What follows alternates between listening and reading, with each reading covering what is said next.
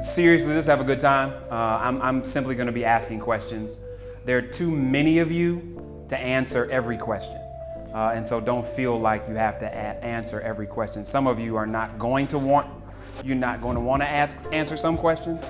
And they're going to be, and there's going to be times where I'm going to ask you to answer that question. If I've got to play ringleader, I will, but I'd rather just allow you all to have a no holds barred discussion. To add some dimension to this, I have asked the 20,000 people that follow me on Twitter what they want to ask you. I told them that I'm sitting with a multicultural panel of men aged 25 to 50. Some of you might not fit in that, but you get the gist. And I've already gotten about 50 questions. So some of those questions will be from me, some of the questions will be from Twitter, some of the questions will be a follow-up to what you've said, but let's just have a good time. So I mean, I think the first thing, and this is really one of those questions that can be simplistically abstract, is what does it mean to be a man? And what does it mean, more importantly, to be a man to you? So let's start with AJ. Well, when Minyon first told me about this, and she said that was going to be one of the questions, my first response was, well, I don't think about it very much.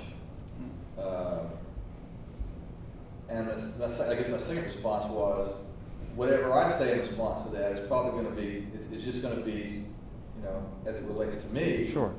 And, you know, it's whatever somebody else says. Which is all that matters in this context. Yeah. So with that, what does being a man mean to you? And I still haven't gotten a better answer since the Minyon first. Okay. That's interesting, and I want to come back to you with a follow-up on that. Marvin. I think what it means to be a man is to be responsible. You know, to be able to, if you have children, to raise them and take care of them. And I'm still an advocate of marriage. You know, if you have babies, I think you should marry the woman that you're married to. And of course, I know that's not a very popular position that people take, especially in many of the cases in the African American community. But I think that it means the same thing as if it did back 2 or 3 decades ago.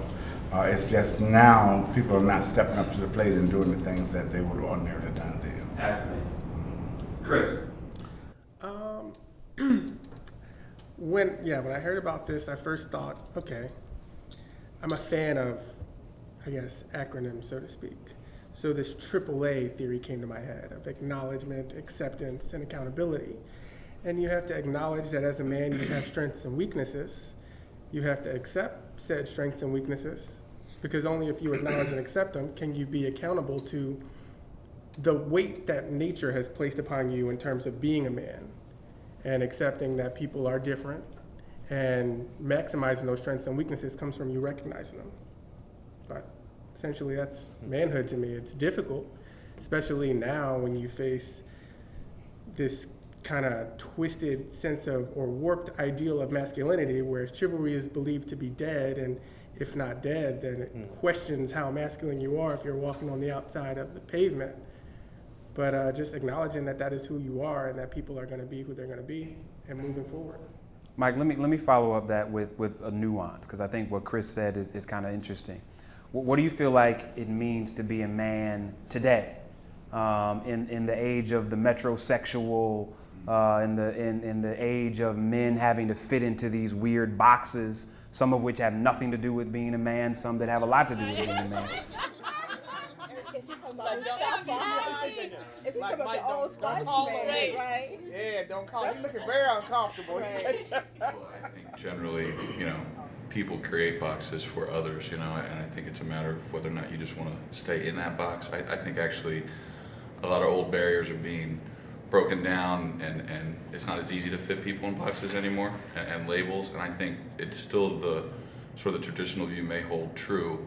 I think it is responsibility I think generally it's, taking care of your business, whether it's your family, your job. I think chivalry is another good key word, and I think that's lost like today. that. So I don't know if that's All right, Mike. factual or accurate representation of reality. Like, is he single?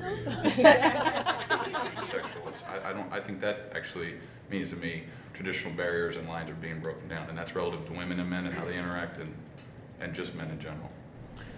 A question, yeah, Malik, please. So, I want to respond to this right quick, because you also stated something, because you used the term metrosexual, right? And so, first of all, I should say I agree with everything everyone has said, right? I'm gonna throw a rock in the water and make some ripples, right? Please. I think being a man is about having a good glass of scotch, cigars, golf, basketball, Action movies. talking about, the most random stuff ever, right? I mean, because, and let's go back to the term metrosexual.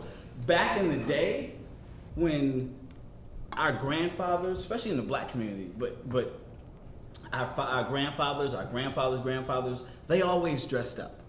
Why is it now that when you're a man today and you decide to have style, that they have to make a term for it? Back then, if you didn't come to the house for dinner or go out looking sharp, they looked at you like you weren't a man. That's a good answer. I love style, I love fashion. Yeah.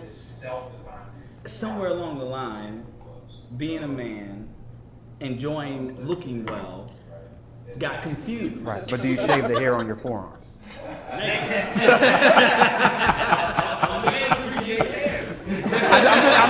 I'm just trying to figure out where you draw the line. But I think we don't have to. I think here every gentleman, and I say gentleman because I think all of you are, understand responsibility, understand being chivalrous. While that's something we should continue to teach to our nephews, and our nieces, according to who they should end up with. But I think that being a man is sitting down with my boys, having a great glass of Johnny Walker Blue, smoking a cigar, talking about absolutely nothing and everything. Yeah, what I'd like to say is that with AJ, what you said, it really, we all have our own definition of who we are. Now, by virtue of biology, we are men, okay? So the thing is, I'm always aware of me as an individual in certain contexts with other individuals and trying to figure out where they're coming from. So we all have, I think, our own unique definition.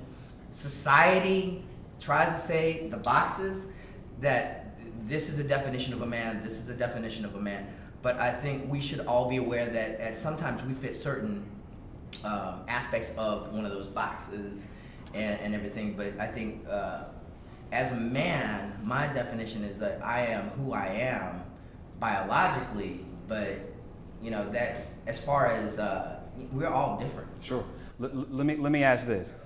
By show of left hand, how many of you were raised by your father? How many of you had a father in the house? Men more so than women because of these norms that they think. And one more time. Been able to articulate what that is. That's so for right. every man, Okay. there's two. No, and let me ask why I asked that, because at least all that I asked outside of Marvin had a father in the home.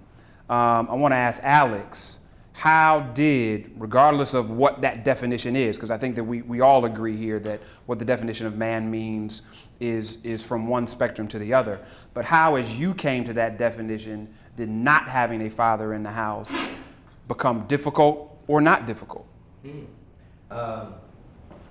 Fortunately, I had my grandfather around, who was a pastor, and there are a lot of connotations that go with that. But coming to that definition was definitely long, hard, and still a journey as I try to now develop a relationship with my father today, and understand what that means to be a man, being raised with so many women around me, being your biology versus your your outside forces, well, the women around you, you pick up those idiosyncrasies, and then it shapes all different parts of what you understand as manhood, and others putting things on you based on what they see. So I would say, without having a father in the household for most of my life, was difficult defining what a manhood was. But something my mother kept trying to push it to how she defined a man: being responsible, and being responsible. That for me, that makes up a man. Being responsible, and that's the found. Yeah. If I answer that. Brian, what were some of your challenges, and how did you go through this self-defining process of what manhood was? I'm listening to everybody, right? And I couldn't really jump on this question because personally, I feel like my situation is totally individual. And being a man, to me, is simply hanging in there for the most part. Because I think I can equate not having a father around to giving me a sense of not wanting to try hard at some point. But I'm motivated by family and people around me to do good all the time. But it's kind of hard to try to make yourself something when you have nothing to look at. And then and I know for me, I feel like I'm lucky because I did have a lot of strong women around me. And my mother, she's a very, I guess, a positivity-driven woman who wanted to instill these things in me. But at the same time, there were so many points where I easily, I could see when youth maybe get caught up into things that, we can have a whole nother discussion about. And you wonder why they do the things they do. Well, they feel accepted in groups. You have a support system there. It's kind of hard when, you have male issues going on and you can talk to guys, but, without that connectivity of I guess a blood relation, I almost have to question, are you really telling me what I need to hear? So then, I tried to, as I was coming up, try to hang around older guys or guys that I thought were more, showed that level of responsibility that I would, I was trying to achieve, but in the same token, it was very easy for me to be influenced by those who may not be on a more positive aspect simply because, misery loves company. And if you are starting to feel a certain way about yourself, you can easily fall into a trap. So for me, it was kind of like, I had to develop, even right now, I'm doing it now. It's like, developing a way to break away from certain groups, to focus on myself so I can put myself in a position to be where I want to be, instead of getting caught up into, different aspects of, just different silly things. Let me follow up on that because I don't want to totally depart from that place yet, because I think one of the things that I notice, and you all probably notice it too, that women don't get is the fellowship of men.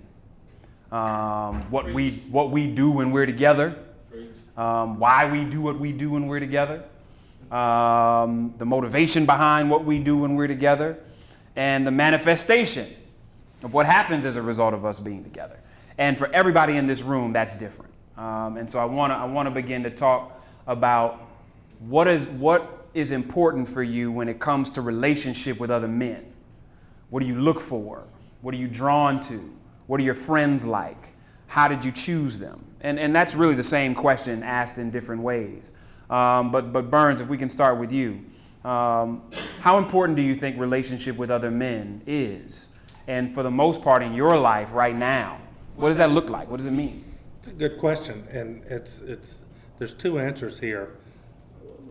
Part of it for me, day after tomorrow, I get in an SUV and I head south with two little men, my two sons, 9 and 7, and every year my two sons and I, we get in the SUV and for 2 weeks we go south. I'm from the South. No one can figure that out by listening to me talk. But we spend part of it on a family farm in Mississippi. Then we go to a Braves game in Atlanta. We go to Cherokee and get in the white water. We have a damn good time. These little men are just 9 and 7, and they laugh and they play and they break their mom's curfew. And we may even go a little PG-13 in some of the movies we watch. and we have a good time, for 2 weeks, and it's special, and we talk about it all year, and for me, that's time with guys, and it answers some of the earlier questions. What it is to be a man in the 21st century. Part of it for me is to be a dad, and I enjoy it, and it's important to me. We live it's an interesting time to be a guy, and I've heard the word that I didn't know I would hear several times already, chivalry. And, what does that mean today, when you turn on the TV and a officer, a guy in the United States Army, he's getting smacked down for saying yes ma'am and no ma'am, or, what does it mean, every day when you show, you think you're being chivalrous, but, maybe it's being anti-feminist to some. It's hard Makes men sometimes, afraid to right? actually be chivalrous. It's tough out there to be a guy. So I'm just going to go with my man Malik and say, sometimes we just need to hang out. That's it. Thank you. Malik always sets the bar right here. Hey, and I'm good with that. Wait, Jose, before you go, let me get Casey in on this. Casey, same question for you. What does relationship with other men mean to you, and what do you want it to mean? Well, for me, my best friends in the entire world I've had since I was 5 years old. I grew up in kind of a tight-knit community where I just love being around the people who know me the best. I think an underlying theme in this conversation so far has been self-awareness. In order to be a man, you have to understand who it is that you are prior to engaging in those responsibilities that are required of you. So in order to be a man, I honestly believe that you first need to be grounded in yourself and understand who you are morally and just, you need to wake up in the morning grounded in who you are. And in order to be a man and carry on the responsibilities, to be an educator, I forget who said the education thing, I think, was it you? Just take credit for it. And I honestly think, in order for you to be a man, first take self-awareness, but then it's incumbent on that man to spread the knowledge of what it takes to be a man to other people. To be a father, it takes, prudent education. You need to spread that awareness to other people. And it's futile to just be, introverted about that kind of stuff. You need to be able to, spread that education and make sure that, your sons or whoever have that ability to grow up in a grounded manner. So a man can't be an introvert?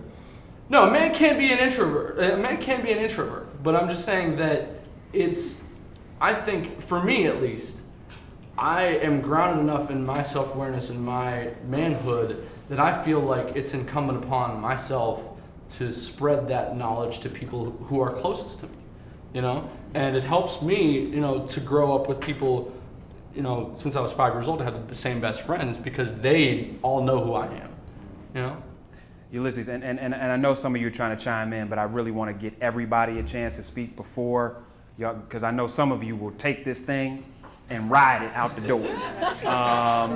Ulysses, let me ask you this: what do you like the most? Well, when I think about my male friends, I think about my father, my brother, people I grew up with closely in my neighborhood, and also some of my fraternity brothers that I just recently met. And some of the people that I met here in Washington, D.C., and I think a similar trait are people who have similar goals to me, who have had similar experience, who understand what I went through, who provide support. What you can do is what he says, work hard. When you say something, you do it and make you accountable of my work. So I think a good example of a man is my dad. He's educated, he could be a machista, but at the same time, he's very tender. And I think, like everybody else said, first is knowing who you are, defining yourself as a man, and I think treating others with respect. How many men in here are homophobic? And will admit it. Well, right. Is anybody in here homophobic and willing to admit it? Is anybody in here overly gay sensitive? Like you found yourself saying no homo at any point in your life? Yes. It has become a cultural norm. No, I mean for those that don't really know pop culture, hip hop colloquialism, no homo simply means I love you, no homo, and there's a qualifier that goes along with it, and I think that's an important thing to talk about as men, because I think that I find men have a difficult time emotionally expressing how they feel to other men without feeling the need to qualify, even though this dude knows you, that I'm not gay. Why does that happen? Tim? Yeah, I mean, I've said it before. I'll admit it. I've said no homo before back in college, and but it's one of those things that I guess, yeah, men tend to have a feeling of they need to qualify things, whereas women, they'll say I love you and to their women friends when they're completely heterosexual. No big deal. I think, yeah, it does stem from homophobia, whether we admit it or not, and because there's such a suspicion about it when somebody's too friendly, and not wanting to identify. I've heard men say they love each other and they're heterosexual. Haven't you? I have, but I think it's still like this, machismo goes along with it. Yeah. I love you, bro. I love you, man. Yeah, I love you, man. It's not like the whole, two-arm embrace. It's the one arm, expanded grip, I think what's his name, Vince, couples retreat, that movie. He seems to try to deal with a lot of male identity issues and dealing with some of the things they're talking here. Yeah. So I think, Well, there's the movie I Love You, Man. Right. That's basically Rodney, sort of do you about find that. it challenging with your male friends? Do y'all find yourself in moments where you're able to be vulnerable emotionally, where you talk about it, where you discuss it, where it's not the kind of thing where when one brother does it, everybody's looking at him like, what's going on? And can you even tell a story when you experience that for the first time? And I say that because I have one of my best friends in the world. Didn't meet his father until he was 37. And I was the first man that ever said, I love you. And he called me a week later and was like, Jeff, yo, man, you said you love me, and that really kind of messed with me a little bit for a minute, because I never had a guy tell me he loved me before. And it allowed our relationship to go to a whole nother level, because we found ourselves in a place where, even though we've been friends 10 years, we're now in a place where we're talking about things we never talked about. Have you experienced anything like that, and what was it? I mean, I have very interesting group of friends that like to drink scotch, smoke cigars. Malik is one of them. And we actually, it's an interesting dynamic. Most of the guys in the group grew up with a father in the household, so I think it's a different perspective than me. I didn't, but I will say that as a kid growing up, I had a relationship with my father. It was more of, my mother won't let me do this. Can you please make her or tell her? Can you please let me play football? Can I please play baseball? And I picked up, I guess, the camaraderie part. I'll jump around here. The camaraderie part, I picked up on, my dad going to his baseball games with my uncles, my dad. I think that male bonding camaraderie was built in me there. As far as, I guess, friends and saying, hey man, I love you, I hadn't been hang out with you guys in a while, we need to hang out. That's not a problem in my group. I will admit, yes, we say no homo, but in a very joking way. I don't think anybody is homophobic. Matter of fact, I've asked questions in the group. What if, as we sit around drinking scotch, what if one of us came up one day and said, you know what guys, I'm gonna admit something, I'm gay. And it was big laughter going around, but there really wasn't a big pushback. And I was like, I'm serious. And I always throw out some real crazy. Rodney is a habitual line crosser. So, by the way. but there was not that big pushback, and I think it goes back to what Casey said. If you are self-grounded, and you're a particular being, you're a particular place, I don't think that you are a homophobic person. I think homophobic people have some inner stuff that they're working on themselves. It has nothing against anyone that's gay. I think it's something internal that they're working through themselves. And I didn't ask, is anybody in the room gay? Marvin, Yes, how long you known that? all my life. And when did you embrace it? Probably when I was about 12. And for somebody from your generation, which, you know, where you ain't have a whole lot of support groups and Very television difficult. shows, one, what part of the country were you in? And two, In the South, the deep what South. that, how did it feel? What did it look like? You bad man. Let me just add that I survived. But it was a very difficult situation. And your question is? So tell me about it. Tell me about the time when you realized it, when you expressed it, and what the response was from your family. Let me just say, I'm writing a book, so I don't want to tell the whole story.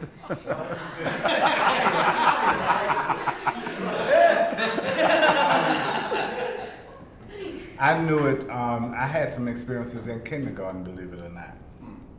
And third grade, I can remember some other experiences. So I knew it all along. I didn't understand it. You know, I didn't know exactly what was going on. I guess when I got about 13 or 14, I began to realize the differences between the sexes and this sort of thing. When I got about 14, I'm not one to, and most guys around the table know me, I'm very candid about things, and I'm very honest about things that I talk about. And so I could not tolerate my parents' secrets and things like that in my household. I come from a very loving household. There wasn't a father, but there was a grandfather in my house who was, unfortunately, he was an alcoholic, but he was still a very good man. But because of him and the traits and different things that he did, I knew that that was what I could never be.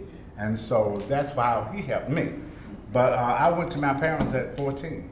And I just had to tell them, you know, what was what. I knew that I was going to be supported because I knew I came from a very loving family. I knew that they would never be whatever I had chosen to do. I was very clear. Comes from a large They were family. going to support Really? me. Wow. And I was the oldest. Oh, wow. And so That's a blessing. that is.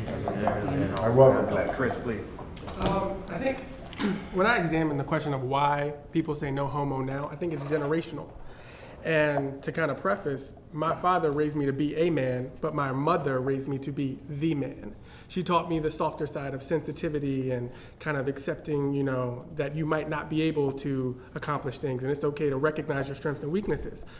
But when you consider that, speaking specifically to the black community on the topic of homophobia, it's a distraction because it's operated and predicated off of stereotypes. And admittedly, when I was in high school, I was homophobic only because people constantly accused me of being homosexual, largely because I was articulate. Wow. And I spoke a certain way, and I was chivalrous because my father demanded it. Where'd you grow up? Philadelphia. But on the sense of it, I think that's where it kind of stems from largely, is when you have to consider women are playing a dual role of the father and the mother, and that's a difficult balance because it's hard for a man to pretend to be a woman, let alone a woman to pretend to be a man. So for her to try and teach these lessons of what a man should be in order to be a man, it gets skewed. And weakness isn't tolerated, and you shouldn't cry. I can think back to, you know, when 9/11 happened, and my dad was watching the Today Show, and he started crying. And I'm like, what are you crying for? You don't even know those people. And he's like, it's okay. And I think that's what a lot of people are missing out on, which leads to. I always, just quickly, was reminded as a young guy, somebody said this to me and it stuck, and I think it's important that, you know, maybe to a lot of us, maybe one of the coolest guys in history is Jesus. And the shortest verse in the Bible, does anyone know it? Jesus wept. Jesus wept. And so, like, kind of the ultimate guy, he could break down when he needed to. So, what I want to do is, because we do have a finite amount of time, I'm going to stop us in certain places, kind of shift gears, and there will be times where I say one word answer, I'm gonna throw out a question and ask you to give me a one-word Because answer. I remember, he wasn't. Do you have a by the time he passion was in 13, what he is wasn't it? talking about girls. So I took him to dinner and said, not that I care, but do you like girls? And he said, like, yeah. And I said, well, okay, not that it matters. It did matter a little. But it did. I mean, it did only because his father was such a disciplinarian, and not my second husband, but my first. Natural or synthetic? Hair, breasts, bodies. What?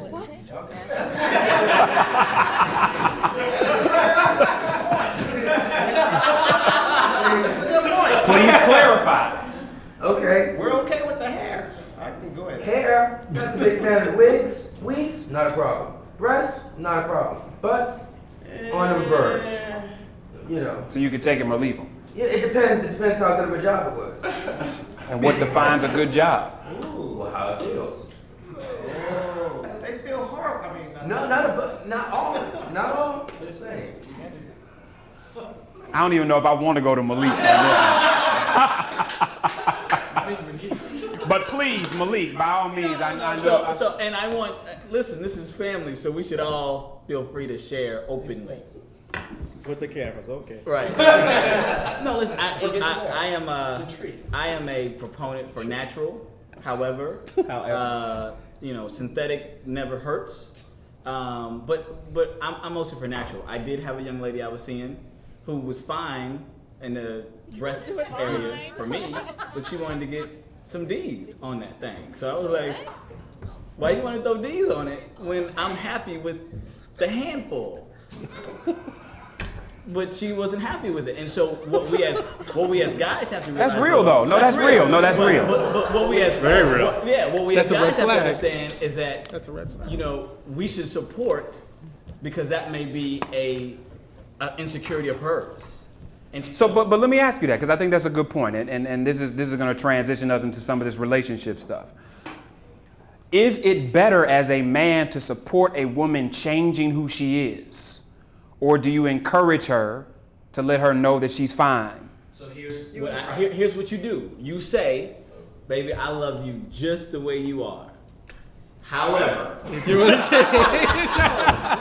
No. if you choose, there is a however, because you have to support her. And because if you Ronnie, chime in. I'm gonna look. You say I love you just the way you are. And leave it at that. Leave it right there. Thank you. And Now, if she support goes all the non-verbally. way down the line Absolutely. and says I must have this happen, you are supportive of her. Exactly. But I support you as you are. You don't add a however in there because if you say however, she's gonna be like, this mom. He agrees with me. That means he's been thinking this the entire time. No however, brother. can I keep So do you don't say, however, based on the fact you. I love you what's just the going way you on are. in the head or on principle? You support non-verbally. No. Because if you say however, you open yourself up. Oh, to that's a right. slew of different. Stop. No, stop. If you say anything, if you don't, I'm just keeping it real. If you say anything and you don't say anything, in her mind, she's gonna be thinking something. No. So I've been there. I'm like, no. I love you as you are. Hold on, Tim, finish what you were saying. Women think, they're gonna think, and they have a right to think. So, hey, let them think what they're gonna think. But do they think well? That's what does that mean? No, I mean, but let me ask you this. I mean, and Mike, if you chime in this on for me, do you all as men think that women really understand, generally speaking, how men think? I think all of them would admit that they don't. What's that? I think all of them would admit that they don't. What do you think? I think that they do more than we let on, and more than we'd like to admit to ourselves, I think. How many men are married? How many men have been married? Okay. For those of you that are and have been married, what made you decide to propose? Burns. And the plethora of things, or Right, and everything, I mean. I was going to say obviously, but I think obviously I was attracted to her. This good-looking gal. In my 20s, we dated. We had some common interest, and it grew out of that. And day come that I discovered that I was in love, and so It's a nice bird. You know, 14 years later, here we are. But, you know, I've got to step this back just a little bit because there's a really important discussion going on here, and it's about guys and the women around them when they're trying to deal with themselves. And our role in that, because it can get really wild, you know, it can get tough out there. And I'm in my 40s, and so that's my world. And I've experienced this several times with friends who are women and my woman and others over the past year, you know, is that you get to this point where, you know, they've chosen a career, they've chosen to have kids, you know, then all of a sudden the kids are older or they don't have kids, and both of them are in their 40s, and they both feel like they're half there because they either don't have a family, they have a career, or vice versa.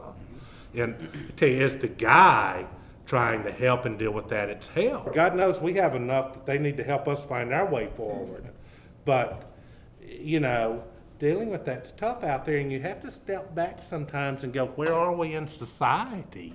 You know, and have we really finished where society needs to be in terms of the role of women? Because as a married guy, sometimes it's tough, you know, in helping move this ball.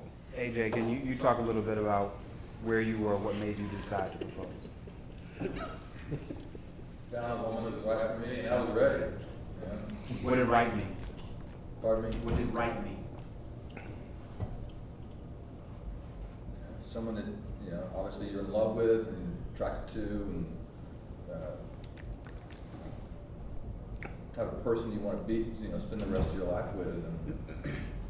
And Let me ask this, for the guys that aren't married, how many of you, for you, marriage is off the table?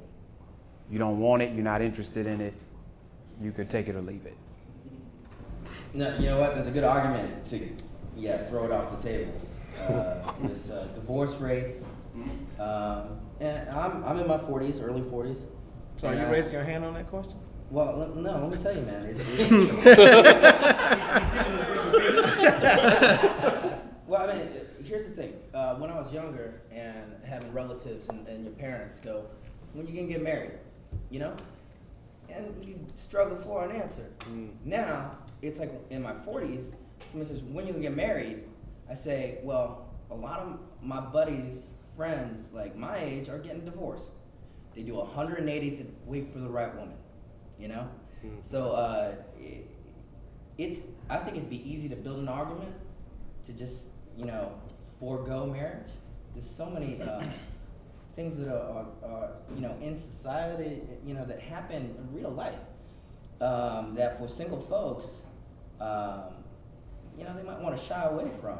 But in the end, I'm an optimist and a hopeful person, and hopeful that I will find that right woman. How many of you are actively looking?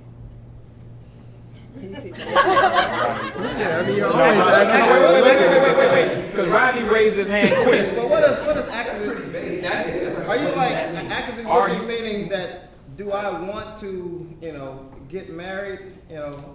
Well, I mean, obviously, if you're actively looking, that means you are in the process of interviewing the person. No, hear me.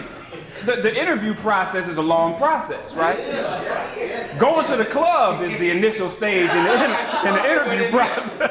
In the interview process, it just doesn't mean you have candidates. So wherever you go, you're looking for those to be a part of the interview process. Once you have a slew of candidates, you're identifying which candidate is the most appropriate. Once you've determined who are the tier 1 candidates, in many cases you decide that that's one, or you decided it's a plethora. And then after that, you decide, through whatever process you go through, how you get to the place where Burns or AJ got, where they said, this woman possesses the qualities that put me in a place where I'm willing to take the risk that Jose is talking about, to make this commitment, and whether it ends up 14 years later like Hearns, or whether You don't see it as a risk at that time. Yeah, you see it as an investment. Correct. I can't do without this, so I got right. to, I got to go That's marry right. him. It becomes as possessive as men do everything else. I want this boat, I gotta buy it. I want this car, I got to Taking buy my, it. I guess the process slowly. I've been very meticulous about it, and when I say actively looking, that I have narrowed down to, you know, to where I'm just about ready to take that next step, you know, to join these guys. One, I will say that, you know, Joe's exactly right. You hear that question. When you're getting married, you show up at so many weddings. I mean, I've been to, you know, best man at my little brother's wedding, cousins' weddings, and, you know, you get that question. I start answering when I get good and damn ready, where I pretty much start saying in a nice, respectful way. Of course, depending on who's asking. If it's a cousin, good and damn ready. If it's my mom, she's always trying to introduce me to people. She stopped finally. But, you know, my dad is laid back about it. Take your time, son. Take your time. Because he was kind of an example of what not to do for me. I'm a type person, if things happen that affect me, I guess in a negative or not so positive way, I take it as a way of what not to do. I've had some good examples on what to do, and I had some good examples on what not to do. Love my dad to death. He's old now. He's settled down. He ain't going nowhere with my current stepmom. But that was an example of what not to do. I think I have, you know, taken quite enough time to where, yes, that's why I raised my hand quickly, because I'm on the not the fast track, but the track to make that last final step to, you know, matrimony. I want to go to another place, but Mike, I want to come to you for a second, because I think that whether it's men or women, there are these, whether they're myths or over-exaggerations or generalizations about what divorce means to men. And in many cases, there's a belief about what it means for them financially, what it means for them emotionally. What was divorce like for you? And I don't mean that in some kind of trivial way. But what did it feel like for you? I mean, what did you go through as you went through it? And as a man, did you feel isolated at times? Or did you have other men around you that helped you through the process? Well, you know, it's obviously a very personal thing and not easy for anybody. But yeah, I had a little bit of all of that, you know. I tend to not, it's my business and my issues and my problems, and so I'm not really going to burden other people with them. And I consider myself more fortunate than most, and so this was, you know, my issue and my personal issue to deal with. But I did have a great support system. My family's very strong and supportive, understanding. Friends as well, guy friends in particular. You know, obviously, you know, she and her friends, they're gonna take their view, you know, and you know, my whole thing was there's plenty of blame to assign to each side, and it does take two to tango. And so instead of sort of pointing out the fault, you know, let's just accept the fact that let's make the decision now before little people come into the planet, right? And you in effect influence their lives without them having any say in that. And you know, because you know, my parents were divorced. You asked a question earlier. I said half a hand. You know, my dad was there early on. 12 years old, he was out of the house. Mom was real strong, and she was very determined to lay out for us what she thought was a real man. And I also relate to what the brother said about, you know, learning what not to do. And I think there's value in that, you know. And you know, my father's a great man, but they all have flaws, and so then it's responsible on us and how to not repeat the mistakes. And I saw myself going down a path that I did not want to repeat mistakes. And if anything, I should be a little smarter as the next generation to prevent that. And for me, why do you get married? Look, you're in love, it's the right time, it's the right person. For me, it's about a family, and I did want a family. But if you see, and how can we predict the future? But if it's not feeling right, just as it felt right and good to get there, if it's not feeling right and you don't see sort of an end in sight, and I'm one of those people who sort of hit the wall with their feelings and emotions. It may take a lot to get there, but once I'm there, it's hard to come back. And so you got to make the right decision as best you can in charting the future, you know, and again, it's sort of like the least fallout imaginable, right? At this point, it was me and her friends, my friends, our families. It's a shock to everybody. It's hard, But I honestly had to just sort of hunker down and know what I did was right in the long run. We'd all be better for it. We are very civil and cordial and relate well to each other now. And at that time, we were all just fighting. And I'm not going to be in a situation where I'm fighting and hollering and screaming. I mean, that's not love, that's not marriage. And quite frankly, you know, it was like I could almost chart the downward trajectory from the point of the marriage. I mean, everything was fine up until then. And it's like, as soon as you get married, what changed? And I'm sure I'm guilty of some of it too, but it's just, I don't know if it's a stigma or what, you know, and, but I do think people need to be mindful of it. I think generationally, not to ramble on, I think our parents' generation, again mine, I think you were told, look, you get out of high school, you don't have the 4-year, even 8-year or 10-year college experience that some people have now, right? It's out of high school, you're gonna get married, right? You're gonna get a job. They're married and having kids. I mean, my parents are married and having kids, 20, 21, 22 years old. Those are kids having kids, man. I mean, and I honestly thought waiting close to my 30th birthday, I'd figured out what I wanted, I knew what she wanted, but you know, you can never predict those things. So I think that factors into it too. I think it is good for everybody to take their time. They're out there, man, and you'll find it. So it's all just, I did have support to answer your question, but you do feel alone at times, man. You gotta just push through, I guess. Well, and I know that's personal, so I appreciate you going down that road for me. I want to shift gears a little bit. Again, we could spend hours talking on each of these questions individually, and so I know that it may seem that in some cases we're scratching the surface because we are. But I was asked to cover a wide range of topics. So I want to shift gears a little bit and talk about work, profession. And I asked some of you what your passions were. How many of you have a challenge when it comes to allowing your work to be the sum total of what defines you? All right. How have you dealt with that? Joe, how have you dealt with that? And have you just gone on with it? My job is my job. This is what makes me who I am. Or are there times where, as a man, you challenge that? Well, I have to explain it. I chose a path that was nonprofit advocacy and then into electoral campaigns, which was a hard life, also migratory. So there are periods of unemployment. And for a long time, I took myself off the shelf as far as being out there, trying to find, a mate. And when folks referred to me, it was like, well, that's Joe. He's the campaign guy. That's Joe, the civil rights guy. It's a challenge because I can define myself for myself by the work that I do. My outward persona is my work, and what I've tried to do is let work stay in the workplace.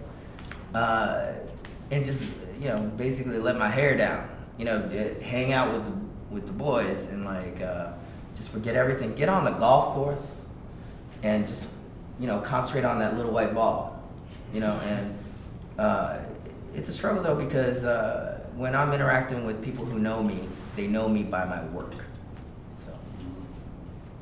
And have any of you really tried to buck that? I mean, I know I've been in those situations where you get tired of people defining you based on what company you're at or what job title you have. I think that's very regional. I think that's very DC. Very. I think it's like in cosmopolitan. Very Like urban. LA is the same. It's very urban. To try to go back in. I mean, have any of you, especially even in dating situations or in personal situations, how have you kind of navigated that difference between, look, get to know me for who I am here, not who I am at the office or who I am at the firm or who I am within the context of this professional world? Anybody? I think it's different in Washington, D.C. Right. Mm-hmm. It's a little different than going out in what I call real America. Yep. In D.C., that's, if you're out, meeting some ladies, that's damn near one of the first questions. You say, so what do you do? Where do you work? I always throw out like McDonald's or something like that. I always throw something to throw them off. Right. That right there for me personally, and initially when you're younger, you come to town, find that you get accustomed to it, but as I matured a little bit, that was like a turnoff for me. Don't ask my damn name first. Don't jump right into what do you do, and blah, blah, blah, blah. I mean, I understand people trying to network. If it's a networking event, fine, that's okay. But if it's just socializing, hanging out, I'm socializing, I'm hanging out. I don't want to hear that mess.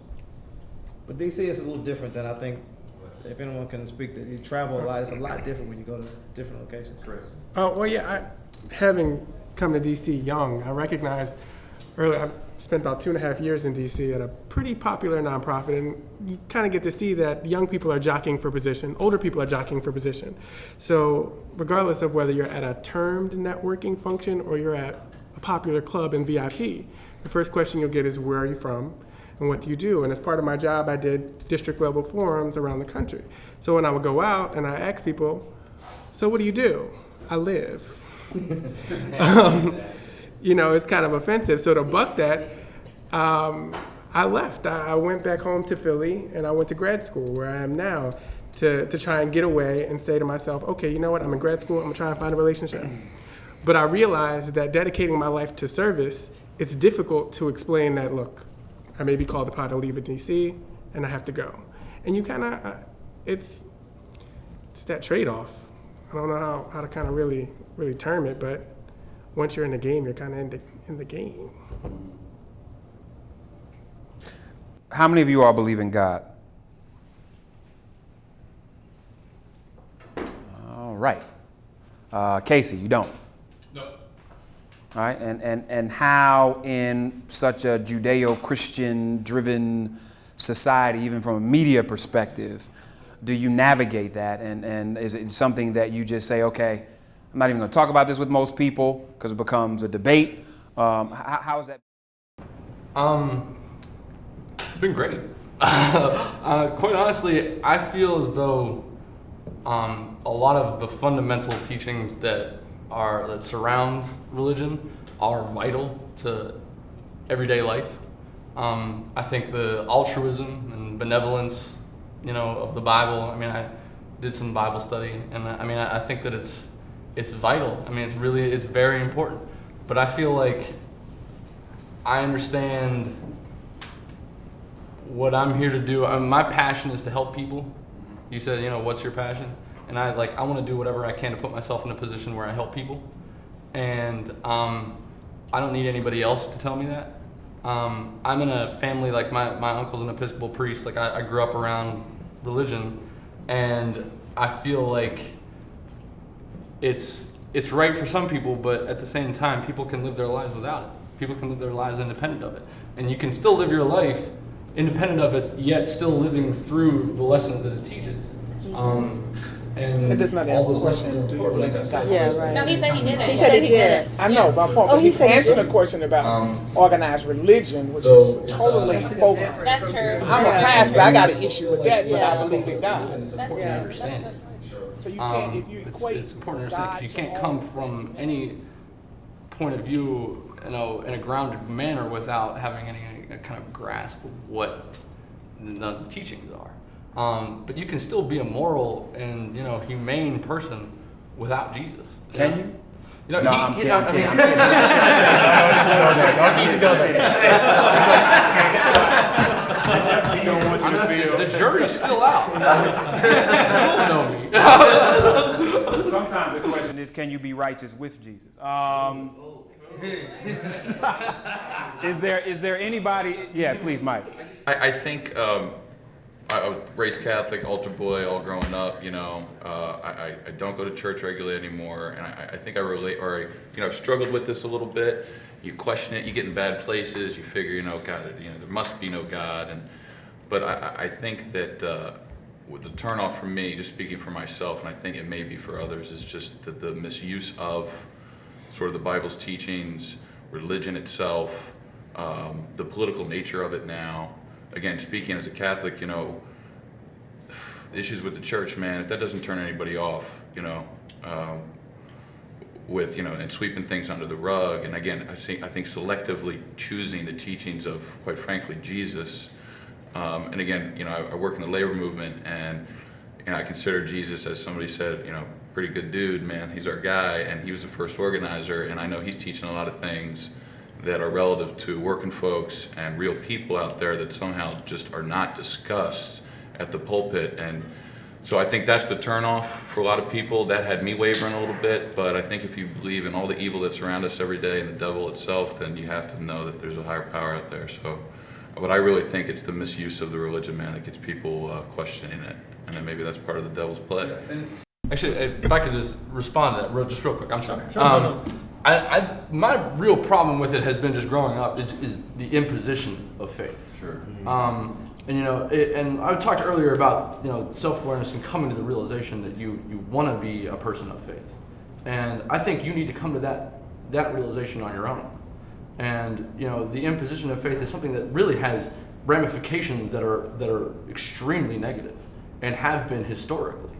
And I think that the one thing that really turned me off about it was the imposition. I mean, just like, listen, I can do this. I can do everything that he teaches me without him. You know. And that's the lesson that I learned. People need it though. People use it as a real source of strength. He did. That's it. Right. I think both of them. It is the whole religion thing. I can do it's this. Religion, organized religion that he doesn't believe in. Right. He doesn't like. Because if people force me, I'm right. already doing that's that. Right. And that's what Jesus acknowledged said. Church and like, come on, man. I know that this life sucks, but I'm going to the afterlife, and I just think it's really bad the way that's misused, and but people really return to it for strength, and as you said, we have to just respect that as the society. We live in a Christian nation, man. I mean, that's just a fact. That's the last thing. No, wait, hold on. Tim, you wanted to chime in? Yeah. I mean, I think I'm a lot closer to Casey than, I mean, even though I raised my hand, than most people might think, as far as the question was, do you believe in God? It wasn't, do you believe in religion? Sure. It wasn't, do you believe in faith in a certain, you know, connotation? It was, do you believe in God? And so what is God? For me, I interpret that as a higher power. I interpret that as, you know, where the good comes from, with a capital G, if you will. You know, Casey's talking about the altruism, you know, behaving right, you know, and doing good for others, helping others, empowering others. That's what I believe in, and I believe that is God. Now, if you want to structurally put that into a box of religion, and put some structure in it, you know, structure helps them a lot of times. And it can also hurt if it's used in the wrong way, as Mike said. So I believe in God, but I don't necessarily believe in all the rest of it. Let me ask you all this. Seldom, and I moderate panels all over the country, seldom is there a panel where there is this level of diversity, ethnic diversity. It's either a black panel or a white panel or a political panel, and in most cases there's very little diversity outside of, let me make sure I have one of these or one of these. In you all's world of men, is this kind of gathering natural? And do you believe, let me ask this, is this kind of gathering, is this kind of conversation with this level of diversity natural in your world? Ethnic diversity. Yes. No. Now, in college it was, but now I realized last week when Minyon was talking about our group, I don't have as a diverse group of friends. In college, was it academic or personal? I like to blend all those worlds together in college, but post-college, I've weeded out a lot of people, and it's mostly African American men. Most of them we played sports, very driven individuals, and mostly African American, and a few white guys. And outside of that, and a Latino guy. Outside of that, I didn't realize I'm not as diverse as I thought I was. Ulysses?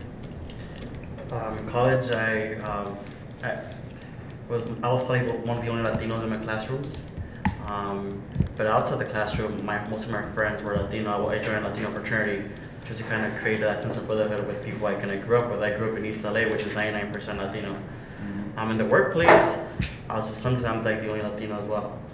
So, but it's like I can kind of get used to being the minority, kind of advocate for your position and kind of for your community. So, you know, it is right when you're in a room with so much diverse group of men. Well, with me, I've been in the area for like 22 years, and I've concerned myself around issues of diversity, and I have a wide, diverse group of friends. So I could see this happening, but not on the regular. It's this is something that's not new to me, but something that it is rare. Well, I mean, and let's be super honest. What are the barriers? And I don't want to just hear racism. What are the barriers? I mean, Well, I would say this for DC. Like, I have very few close friends in DC. Most of my closest friends don't live here, don't work in politics. And for me, my barrier was simply, we work in politics, you don't know what people's agendas are, you don't know what people's agendas are, and you have to protect yourself from that. So my real friends, 99% of them do not live in this city, 99% of them don't work in this business. And outside of that, you could be but so candid with this world in Washington, D.C. because the agendas, and you also need a job after your next job. That's right. So I get what you're saying. For me, it's a little different. I'm from Grenada County, Mississippi, born and raised there. One of my closest friends is from Leake County, Mississippi. Best newspaper headline on the planet was in 1988, and the paper in Leake County had the headline that said, "Bush takes leak."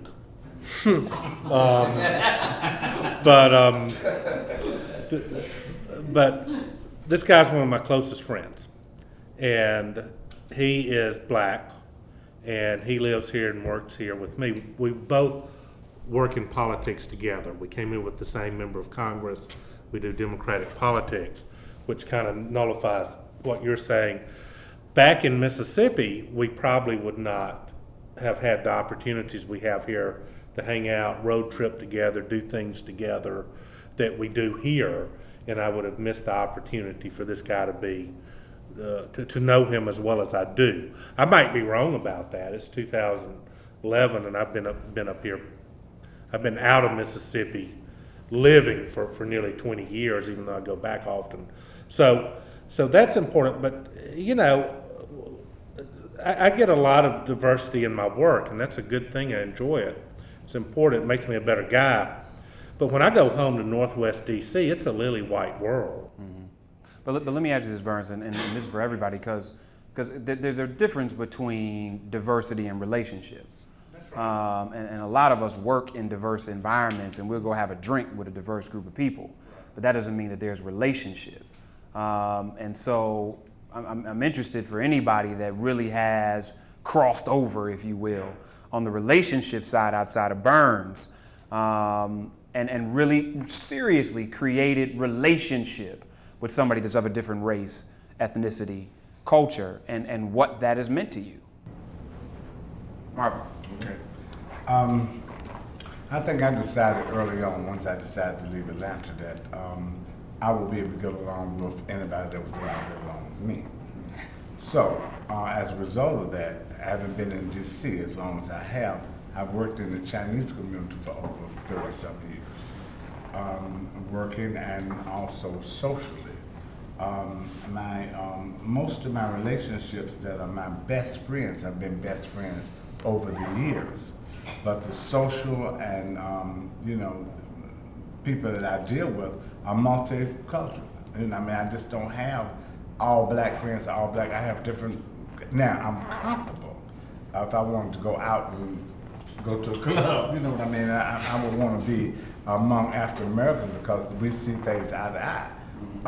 If I wanted to go to a restaurant, say if it was a Chinese restaurant, I want to go downtown to the Chinese. This is I'm saying that, but my friends are friends of all different cultures and have been for many, many years. So I can't separate, that.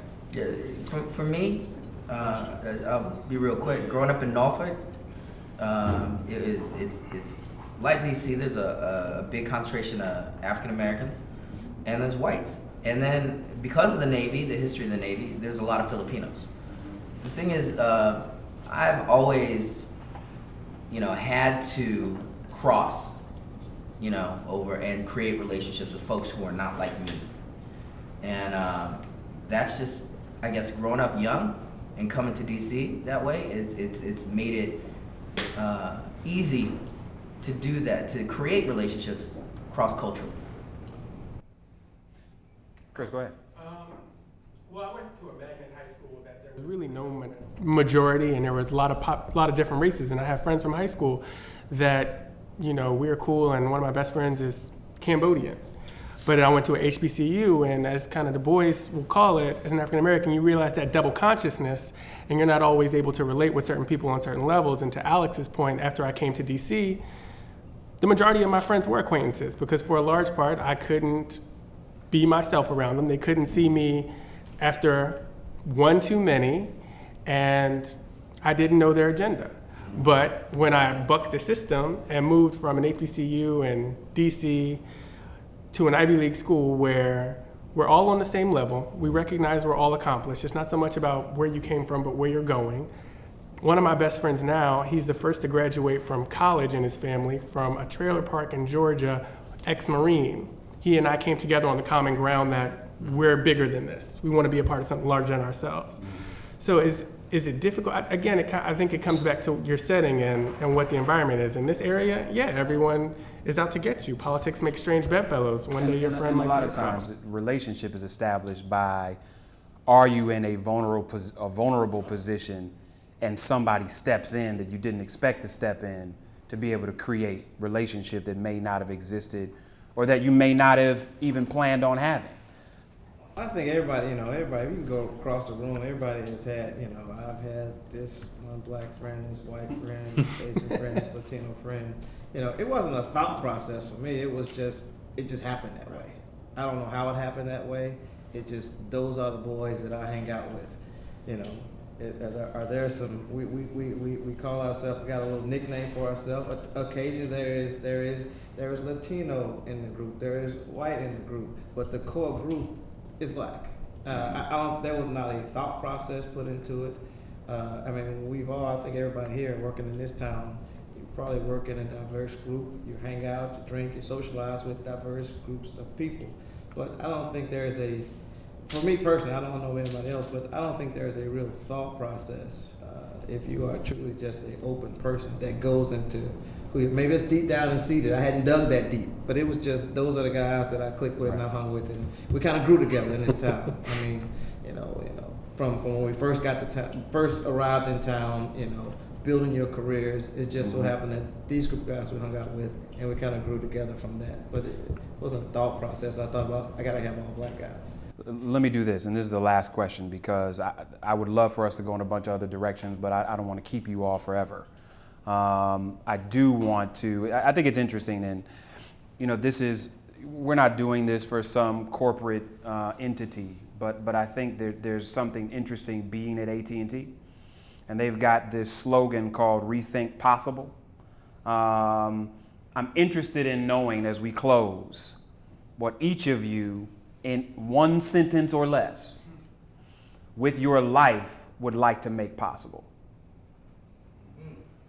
Alex. More black boys graduating from high school and having some options afterwards. Casey. Humble perseverance. All right. Tim. I'm going to take a pass and come back if you would. Robert.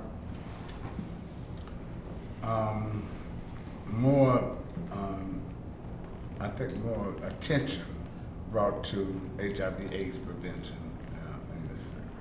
Joe?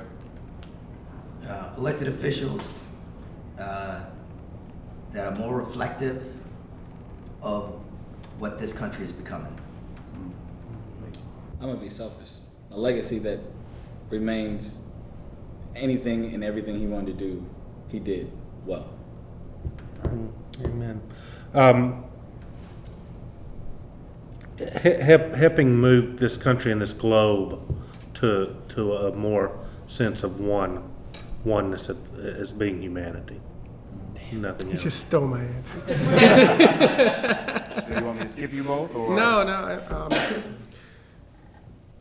Very real progressive dialogue.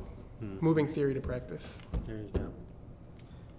Not in a mindset, but getting people back to where they're thinking about their fellow brother like they did in earlier days, but not necessarily in the mindset across everyone, but those more progressive folks, getting people back to that mindset. AJ? Mine's much more micro. Just provide my two kids with the opportunity to be happy. Just create an avenue for artistic expression.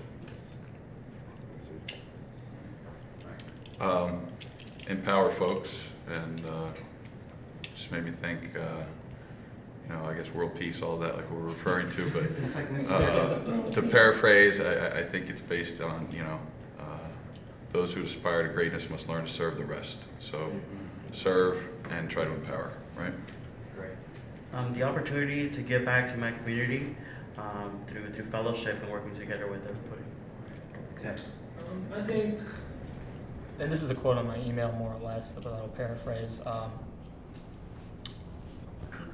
Having people understand where they're oppressed and where they're privileged, and have them do something about it. Well, I would like to thank you for allowing me to try to guide you through what is a sporadic, spastic, but hopefully somewhat enlightening conversation. I know we covered a lot, and I appreciate you all going with me.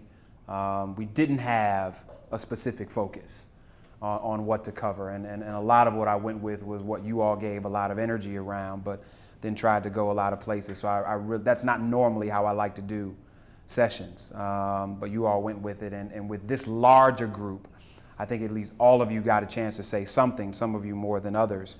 Can I say something real quick? Yeah, sure.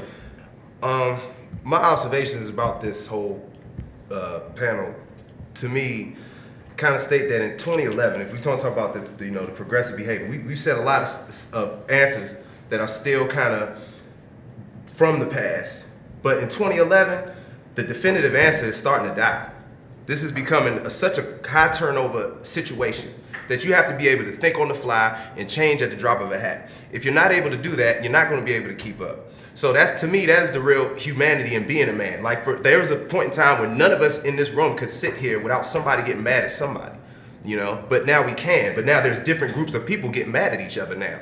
Now you got people who look different, but they're on the same agenda. And you got agendas versus agendas. And right now, it's like I have to be sort of a chameleon in this spec. So because I feel like I grew up in DC. I grew up in Northeast DC. I did not realize that blacks were a minority until I probably was about 8 or 9 years old. I swear to goodness, because every time I walk up and down the street, all I saw was black people everywhere. And thus I went downtown, and you always knew all the politicians was white, but then these lines started changing, and honestly, like even going down, if you want to go really political, just because I see a black president doesn't mean I'm gonna believe every single thing that he says. I'm glad that he's there, but the reality is he's a politician, and we're dealing with politics and we're dealing with people. So that's the new humanity. That's what humanity is right now. It's like you got to be able to switch it up, do what's needed at the time. And I guess the only way we could be forward if more people were less selfish, but all of these things that's happening in the world is really driven by selfish people. People that have one thing they want to get, I will slew everybody in my way until I get it. And so if we're gonna make a change, it has to start with us and people in this room. And then when we walk outside this room, the simplest thing counts. Like when I walk down the street and I see somebody drop something and I stop to help them pick it up, that's a reaction to me. But to somebody else, that's a big deal because they don't think like that. And like I ride the metro, man, people are the rudest in the world on the metro. You know what I'm saying? I'll be ready to turn around and want to be like, what if I just haul off and just push this whole group right here and then who gonna blame who? And we can just have a mob in this thing. That's how I be feeling, but I realize that if I do that, I'm gonna make the situation a whole lot worse. So to me, I feel empowered to be able to go through my day without hurting nobody. Because in my mind, I want to, and this is what old man used to think. This is how old man ran the world. You know what? I'm gonna take over your people. I'm gonna take this religion, and I'm gonna make you believe it, and you're gonna do what I say. And while you're on this religion, I'm gonna steal all your resources. Because you're stuck on this religion. So, I think the best thing we can do is to be more open and more communicative, I guess, and interact with each other, because somewhere between far left and far right in the middle is the truth, But I'm glad you got that out. No, seriously, because I couldn't imagine you going home not saying that. No, for real. No, seriously. I felt I had to say that before. So Brian, I appreciate you getting that off. And because that was getting ready to jumpstart a whole nother conversation. So I really need to close out with this.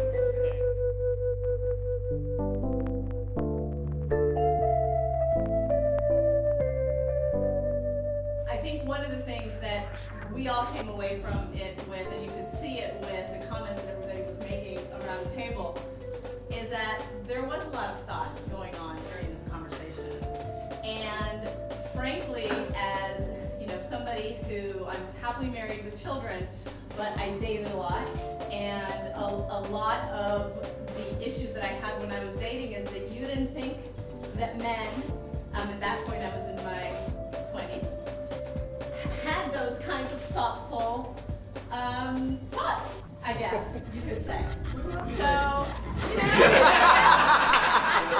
I'm being as honest as you will. I think that's what I was most struck by is, you know, I think a lot of the stereotypes that women have about men and the conversations that they have among themselves were pretty, you know, debunked and struck down today. You know, when we were sitting around talking about